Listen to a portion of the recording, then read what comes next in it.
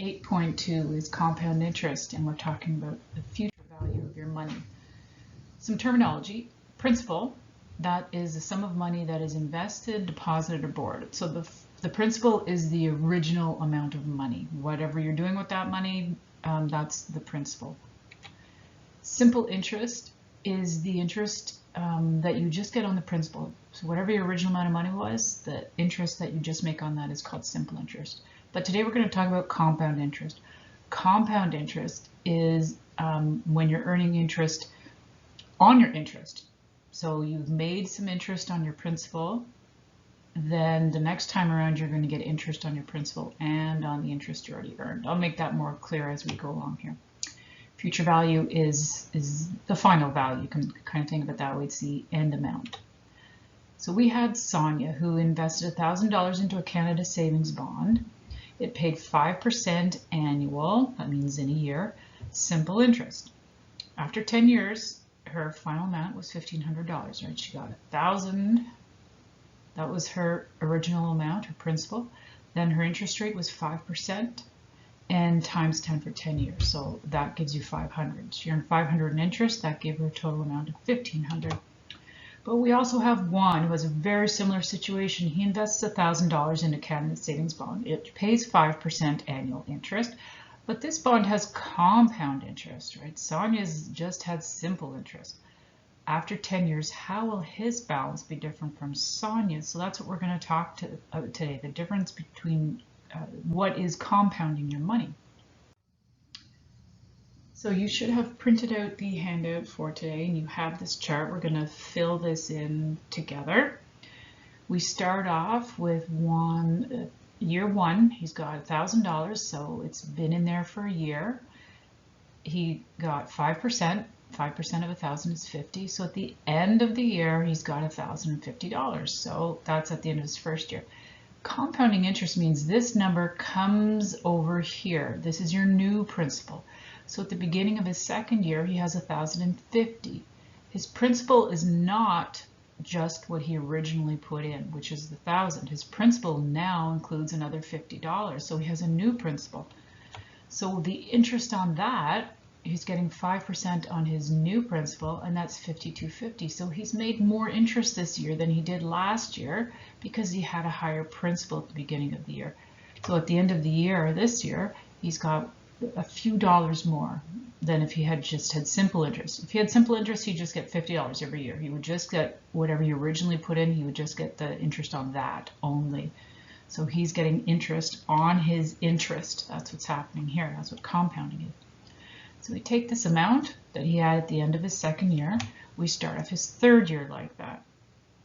So in his third year, he's got $1,102.50. Then he's getting 5% interest on that. This time the interest is a little higher, right? It's 55 because his principal was a little higher. Even though it's getting 5% each time, every year gets 5% interest, the more money you're getting 5% on, the higher your amount is going to be. So we keep up with this pattern. We have a new principal, goes at the beginning of the next column. 5% on that. The interest is higher every year. He's getting more in interest. And then his final amount that he has in the bank account every year is higher. So press pause and fill in the rest of the chart. And then when you come back, I will show you the answers. So please press pause for a minute. So if you're back, I'm just going to fill in the rest of these values here. A little faster, flipping through, you can see these numbers are getting bigger, bigger, bigger every time. If you had simple interest, it would be 50, 50, 50, 50. Every year it would be 50. So we're getting up to year 10. And year 10, his final amount at the end of the year was this. Remember, Sonia at the end of her 10 years had $1,500. Even though they both had 5% interest rate, they both left their money in for 10 years. They both started with $1,000 because Juan's got compounding. These numbers are getting bigger, whereas Sonia's always stayed at 50. This was very tedious to fill in, right? For me to type it up, it took a long time. For you guys to write it out, It's also full of small errors since I was rounding to show 2 decimal places each time. So sometimes I was rounding up. Now banks aren't going to do that. Banks are going to keep they're going to use many decimal places and not round until they're actually paying out to the client. So even if my final answer is off by a penny, that's a big deal to a bank, which deals with millions of transactions like this a year. So the banks aren't working it out like this. Sonia's graph from, she had simple interest, so she started with $1,000. After 1 year, she had $1,050, then another 50, then another 50. So she just kept getting $50 every year. That's linear, right? It's linear growth because she's got a slope of 50. She's adding on $50 every year. So if you go back to the previous slide, get some coordinates. So along the bottom here, this is your year axis. Up here is your amount at the end of the year. That's your last column from your chart. So add a few more on to this graph, and it looks like this. Juan's graph is showing exponential growth, so it's starting to curve, right? For the first few points, it's really close, hardly any difference, but now you can see the gap in between the two. It's getting bigger and bigger, and if they left their money in for even longer, Juan's would be taking off exponentially, while Sonia's would still be linear. So some quick facts. This is kind of things that are on the bottom of your handout. You can fill in if you want to. Y equals mx plus b is used to determine the equations of linear functions. So you already know that from grade 9. Sonia's was linear. But for exponential equations, we talked about this in section 4.7. The base is calculating using this formula, 1 plus the growth rate, because we're always adding interest on. We're not subtracting, so we're always going to be adding on. So converting that to Juan's investment here, the B for him would be 1 plus, his growth rate was 5%, so this number here, 1.05, that's the base. So there's your exponential. Compound interest earns more money than simple. We saw that on the graph. Its growth is faster. And the last fact is that compound interest is represented by an exponential function. So the total amount of this would be a geometric sequence as opposed to arithmetic.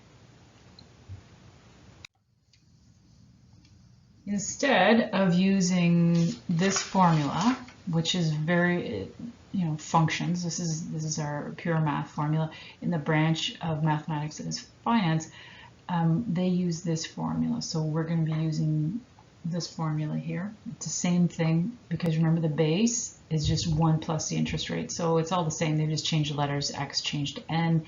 The A in front changed to a P. So N is a number of compounding periods. I'm going to explain that to you, these two. A is the future value or the amount, final amount, and P stands for the principal. So for Juan, using this formula, his principal was $1,000. 1 plus I for him is 1 plus 0.05, and his N, the number of years his money was in there, was a 10. So Juan's got $1,628.89. That is the number similar to what we got on our chart. We had 91 cents on the chart, so we were off by a few cents using this formula. It's a bit more exact. And this is a lot faster. To do it this way, much faster than doing it year by year, just to have a formula. It's a lot faster. So let's talk about, first of all, what this number of compounding periods means. Number of compounding periods in a year. If I have, so this is annually. If I have a bank account that gives me annual compounding, that means once a year, my bank is going to give me interest on my money. If my account gives me semi-annual interest, that means 2 times a year, the bank is going to go in halfway through the year. They'll go in twice a year and put interest on my money. So that's what semi-annual means, is twice a year. Quarterly. If you're getting quarterly interest, that means 4 times a year you're going to be getting your interest compounding. Monthly would be 12 times in a year. Weekly, students forget this number a lot. There's 52 weeks in a year. And daily, sometimes we forget this one too, unless it's a leap year. It's 365 days in a year if you're getting daily interest. Nobody's going to give you compounding daily interest on an investment because your money will grow way too fast. The only place you're going to see daily compounding is if you have a credit card and you're not paying it off. Every single day they're going to compound your interest that you owe them, but never the other way around. You wouldn't get daily interest from anybody. So what if your money was compounded semi-annually for 8 years? Let's see what that means. So here's kind of a timeline of starting at the beginning of the year to the end of the year. So let's imagine this being 1 year, across 1 year. You have your money in there, you put it in there on January 1st, at the very end of the year, December 31st. If your bank is giving you semi-annual interest, that means in this amount of time, they're going to put interest in your bank account twice, right? They're going to give you interest twice. So if they're giving you interest twice, 2 times a year, 2 times per year, and you've got your money in there for 8 years, your N is going to equal 16. You're going to have 16 compounding periods. You left your money in an account for 8 years. You just let it sit there. Twice a year you got interest, twice a year you got interest, twice, and so that came out to be 16 times that you would have got interest on your money. In general, N is equal to the number of years times the number of compounding periods per year. So we multiply, as I just showed you there, we multiply the two numbers together to figure out N. Now let's talk about the other variable that's really important is I. Lowercase I stands for annual interest rate divided by compounding period.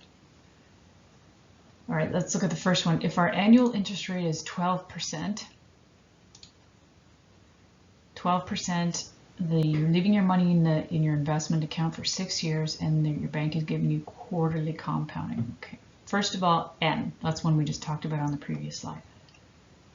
The annual interest rate is 12%, so that means annual, right? Annual. Sometimes you'll also see the word per annum. That's the same as annual. So per annum, you're getting, so through this whole year, you got 12%. But they're giving you quarterly interest. That means 4 times a year, so like this. 4 times a year, they're giving you interest. So this is your first quarter here, right? That's your first quarter. They're giving you some interest there. Then your second quarter, you get interest there.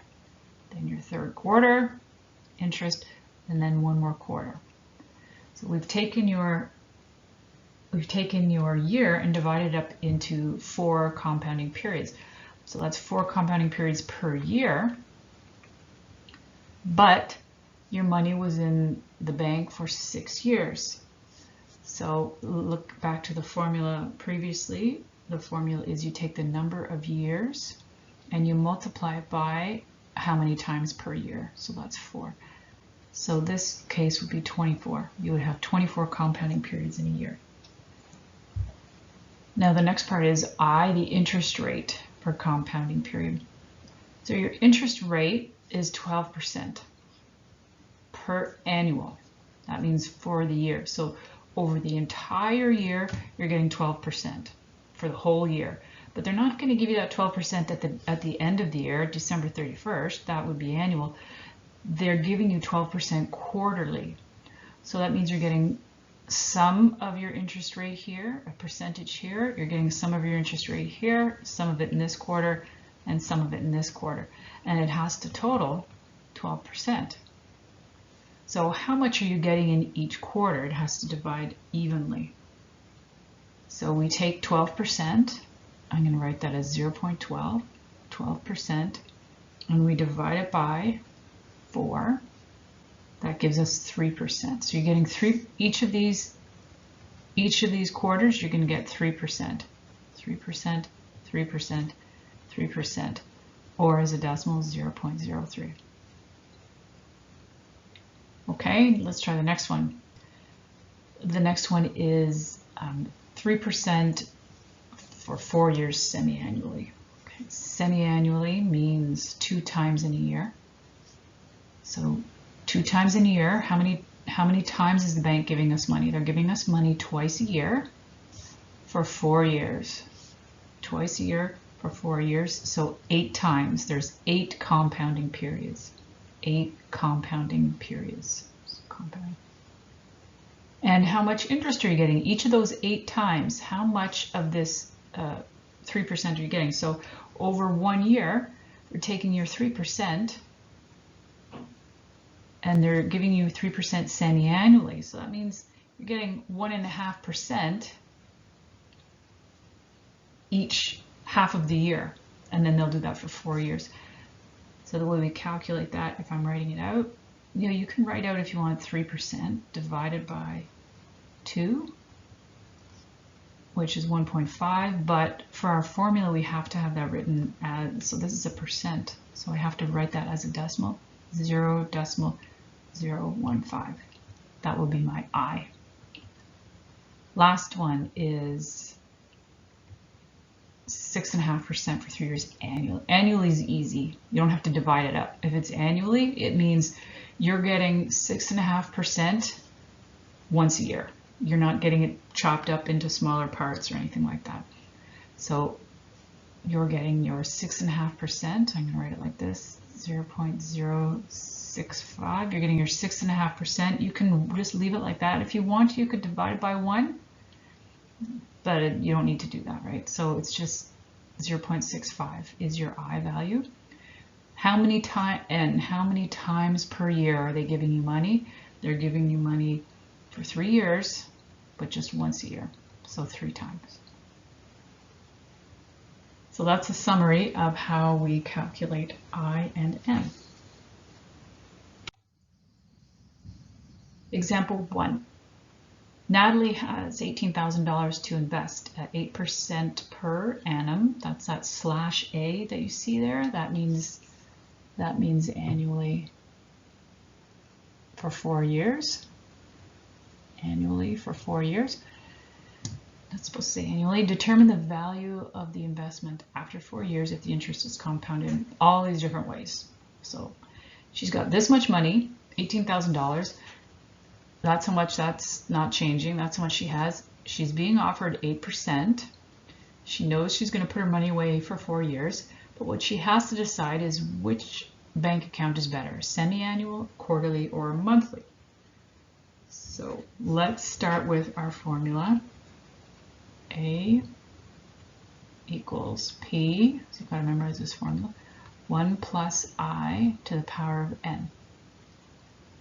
So in the first case, in each case, sorry, let's write it each time here. A equals P, 1 plus I to the power of N.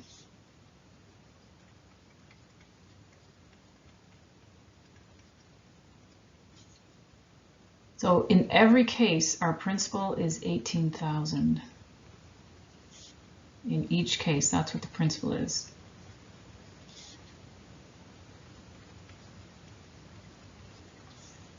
Now we're looking at the I. The I is next. So the I is going to change. So for all these are going to be 1 plus, and they're all going to have a different I value. For the first one, she's getting her 8% semi-annually, right? Semi-annually. She's getting 8% semi-annually. That means every half a year she's going to get 4%. She's going to get 4% twice a year. That will make up the 8%. So right in here we put in 0.04. For the next one, quarterly. So in this, if she gets this bank account, she's going to get 8% quarterly. So she's going to get 8% 4 times a year. That means each time she's going to get 2%. 2%, 2%, 2%, 2%. That's how she makes up her 8%. So this one's going to be a 0.02. For the last one, monthly. Monthly is hard. 8% monthly. So I'm just going to write it out like this. 0.08, that's her 8% monthly. We're going to divide that by 12. Okay, now we're going to look at the exponents. So the exponent is an n. N is the number of compounding periods.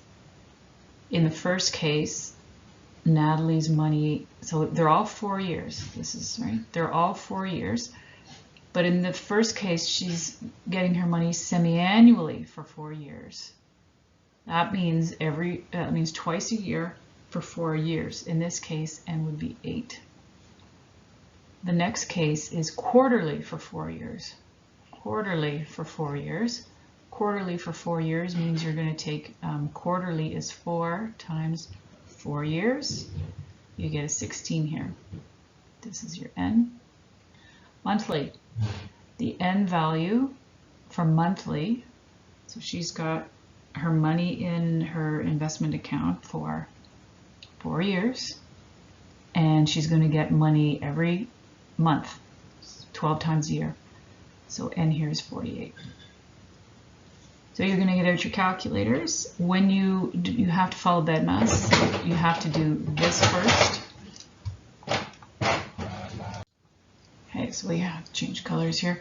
We've got to do this first on the calculator. Then to the power of 8, that's the second step. This is the order of operations. Brackets, exponents, multiplication, division. So this is third. So press pause, go ahead and determine all of those values. Okay, so there's all the answers. I put them in. Make sure your final answer is rounded properly with 2 decimal places and that you have a $sign on at the front, because money questions have to be written like this. We always have to round to 2 decimal places. So if you take a look at the numbers, they're all 24,000, but the best one is monthly. Monthly interest, she got the most amount of over 4 years. She got the most amount of compounding done, so her interest was greater. So that was the best choice, and that will always be the best case. If everything else is the same, and you're just deciding on how often you'd like your money compounded, you want to get it compounded as frequently as possible. Example 2. Franz needs to have $5,000 in 2 years to go to university. He has $4,550 right now. What interest rate does he need if his money is to be compounded semi-annually so that he'll have enough saved up? So first we'll get the variables. It's always what you want to do is read a word problem and see if you can figure out what each part is doing. So our A value, so A, this is your future value. Remember, that's what A stands for, future value. Future value, so his future value is 5,000. That's what he wants to have. He wants to have $5,000. P is the principal. Principal is what he started out with, the original amount of money. That's this number, 4,550. I is the interest rate. So what information do we have there? Well, the question says, what interest rate does he need, right? So that's going to be our question mark. We don't know that one. And then N is the number of compounding periods. So his money is going to be compounded semi-annually for 2 years. That means 2 times 2, 4. So let's take all of that and put it into our formula. A equals P times 1 plus I to the power of N. Substituting in, 5,000 equals 4,550. 1 plus I. Try to make your I look like a script I and not like a 1, or you might get confused later and turn it into a 1 when you shouldn't. So I'm going to divide both sides by 4,550. Trying to isolate I.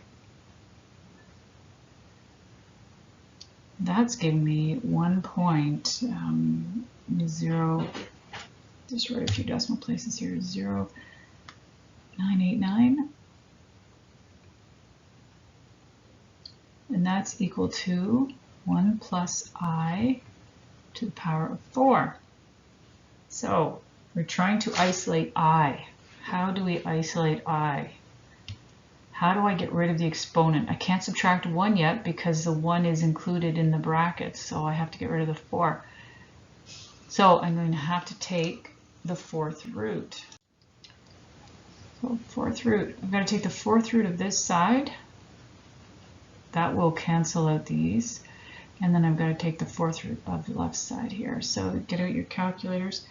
The 4th root, I'm getting about, I'll go back to blue here, getting about 0.024. And then subtract 1, right, equals I. I skipped a step there. I'll put it back in for you. I went ahead and subtracted 1, but the 4th root would have been, it's about 1.0238, which is why I rounded it up to 24. And then we subtract 1 from both sides to get this value here for I. So we're still not done. What we found is the I. So this is the I value is like when I ask you, you have 8% compounded quarterly. That gives you an I of 2%, right? So that's what we have here. So we have to take this value, and because we are talking about semi-annual, I'm going to have to take 0.024 because that's one piece of my semi-annual, but I'm getting that interest twice a year. So really I'm getting 0.048. So that means, therefore, friends, he needs an interest rate of 4.8%, and that's annually. So if he gets 4.8% annually, then he will get what he needs to save $5,000 for university. One more example. Determine how long it will take for $300 to amount to 1,000. That's a big jump. 300 to 1,000. I've got 5% monthly compounding, so that's a lot of. That's like more than tripling your money. So let's first figure out what our variables are. Our A, that's our final amount. Well, we want $300. Our principal, oh sorry, I've switched these in the wrong spot. Our 300 is the other number, put it in the wrong spot. Our principal is 300. What we want is 1,000. And we've got we've got 5% compounded monthly. That means we're taking 5% and we're dividing by 12. That will give us our I value. So instead of writing it out with a bunch of decimals, just to save myself from the worry of rounding before I should, I often just write it like that, and then I can just do it in my calculator and keep it all together there. And well, that's what it's saying, how long. So I don't know. So n's my unknown. All right, now let's look at the equation that we all have memorized. A equals P, 1 plus I to the power of n. So A is 1,000. P is 300, 1 plus, and I'm just going to put it like this to keep it clean, to the power of n. So my unknown is an exponent this time. First thing I'm going to do is I'm trying to isolate n, so let's divide both sides by 300 first. I'm going to get some decimals here. Let me just write it. If you can remember the way we write repeating, you can put a bar over it or a line over it, 3.3 repeating.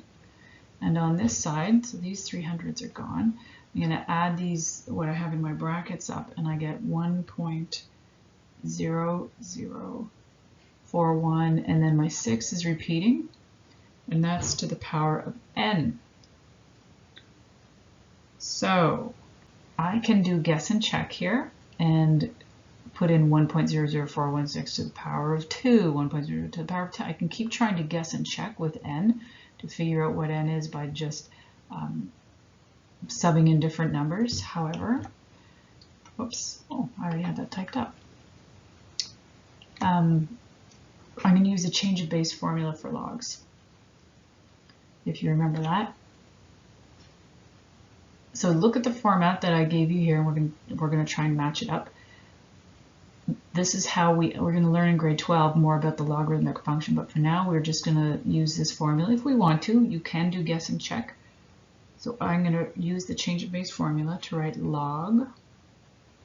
So I've got to put this in the numerator. That's this one, and that is equivalent to which number here?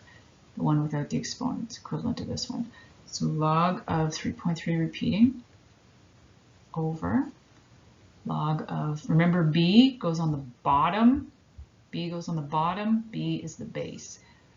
Log 1.00416 repeating. That is going to equal n. So use your calculator.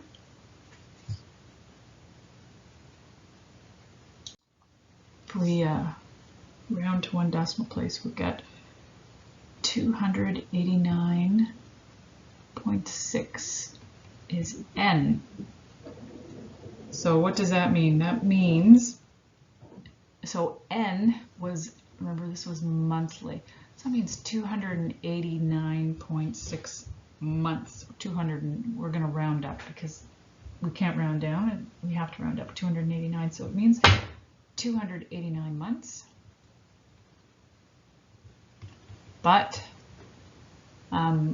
normally you would, as a banker, you would never tell anyone 289 months, so we want to convert that to years.